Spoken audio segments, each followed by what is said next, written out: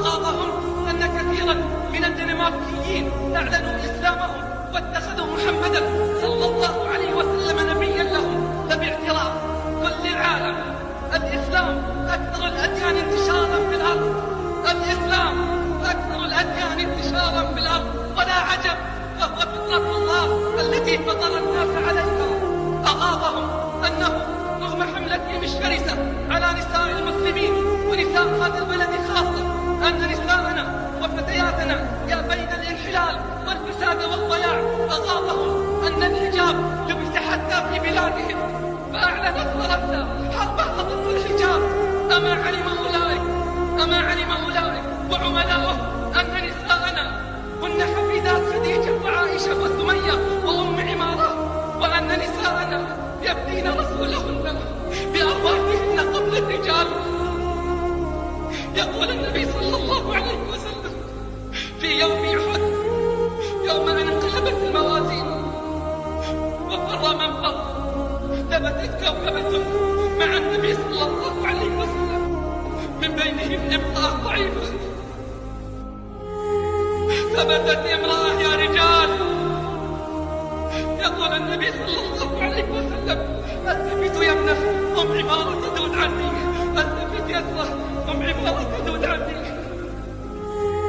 أقول يا أم عمارة، يقول لها النبي صلى الله عليه وسلم: يا أم عمارة، يا أم عمارة، من يطيق ما تطيقين يا أم عمارة؟ سليني، تمني يا أم عمارة. قالت: أتمنى رفقتك في الجنة. نتمنى رفقتك في الجنة يا رسول الله، نتمنى رفقتك في الجنة يا رسول الله. قال لها: أنتم رفقائي في الجنة.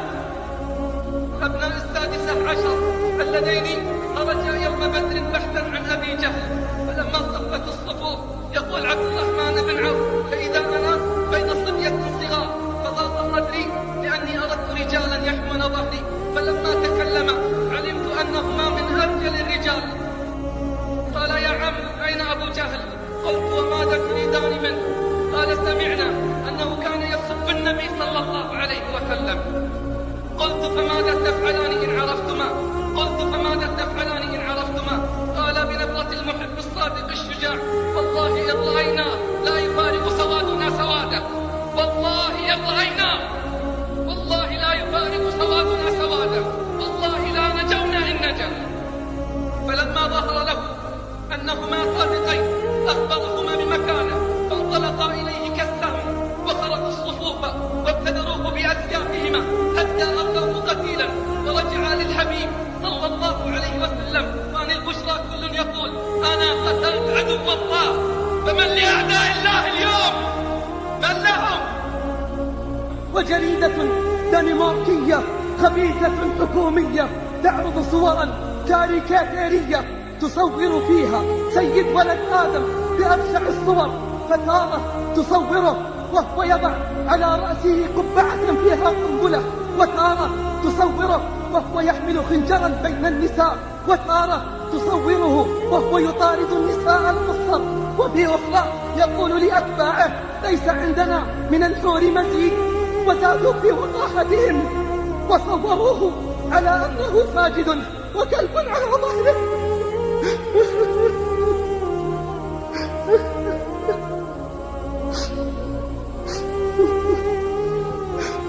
لم نسلم حتى أمعاءه من سخريتهم واستهزائهم، تصوروا بطنه مصوما وهو مفتوح ورسومات قبيحة في بطنه، وتمادوا يوم أن احتج المسلمون هناك وطالبوا برد اعتبار واعتذار، فجعلوها مسابقة مفتوحة لأحسن رسمة كاريكاتيرية.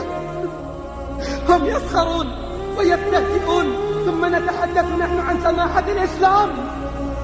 هم يسخرون ويستهزئون ونحن نتحدث عن سماحة الإسلام. يا أمة محمد، يا أمة محمد، يا أمة سيد ولد آدم، نبيكم يرى، فماذا أنتم فاعلون؟ والله لا خير فينا، والله لا خير فينا إن مرت هذه القضية بسلام، وأمة لا تستطيع أن تدافع عن قائدها، لا تستحق أن تنتصر على أعدائها. ونبكي على أنفسنا وندعو الله ألا يجعل أجيالنا مثلنا، فقد رضعنا الذل والهوان يوم أن رضعنا من حلبهم المغشوش. وخير لنا أن نسير في الطرقات ونرتدي الخمار كالنساء، ولا أن يضحك علينا المخلثون من الغرب ويقولون نحن نعبر عن آرائنا بمطلق الحرية. ما سمعنا أنهم استهزأوا بيهود أو هندوس. هل أصبح عباد البقر أسجل بالنار؟ أين صدقنا؟ أين صدق محبتنا؟ أين مواقف الحكومات الإسلامية؟ وأين مواقف أمة المليار؟ بعضنا جبار في الجاهلية خوار في الإسلام. لقد أعلنوا الحرب والعداوة علينا بدءا بكلبتهم الفاجرة ملكتهم الخبيثة التي ألفت كتابا عن مذكراتها وقالت فيها أنه لا بد من التصدي للإسلام، وأن المسلمين في الدنمارك كالغدة السرطانية. ألا قبح الله وجهها. أن جماعة من كبار النصارى ذهبوا لحفل أمير مغولي قد تنصر، فأخذ أحد دعاة النصارى يسب النبي صلى الله عليه وسلم، وهناك كلب صيد مربوط، فزمجر الكلب بشدة ووثب على الصليبي فخلصوه منه بصعوبة. فقال رجل منهم هذا لكلامك في محمد.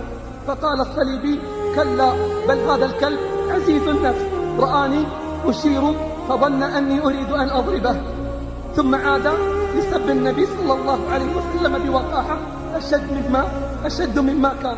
عندها قطع الكلب رباطه ووثب على عنق الصليبي وقلع ثوره، فوثب الكلب بعد أن قطع رباطه ووثب على عنق الصليبي وقلع ثوره في الحال، فمات من فوره.